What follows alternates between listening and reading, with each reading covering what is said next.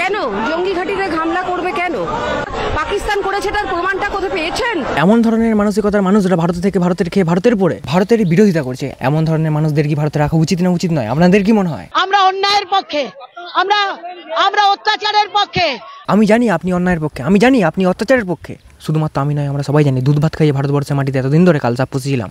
পাকিস্তানের গরিব মানুষদের যেভাবে মারা হবে, আমি আপনাকে বিধবা ভাতা দিয়ে দিচ্ছি 1000 টাকা। আপনি হাসি মুখে আনন্দ করতে করতে রাস্তায় নাচতে নাচতে বাড়ি চলে যান। আপনাকে হাসি মুখে পাকিস্তানের জন্য দুঃখ করতে করতে মরা কান্না কানতে হবে না। এতে বরং আপনার দলের রাজনৈতিক নেতাগুলো অনেক বেশি খুশি হবেন। চার চপ দোকানে না বসে গেঁজিয়ে এর মতো করে শ্লোক বলে বলে যদি আপনি চার চপটা বিক্রি করেন, আপনাদের এই মুহূর্তে যেটা বিক্রি হচ্ছে এর থেকে বেশি বিক্রি হবে বলে আমি মনে করি।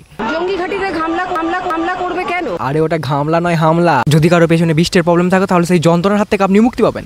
সাবস্ক্রাইব এন্ড ফলো করো।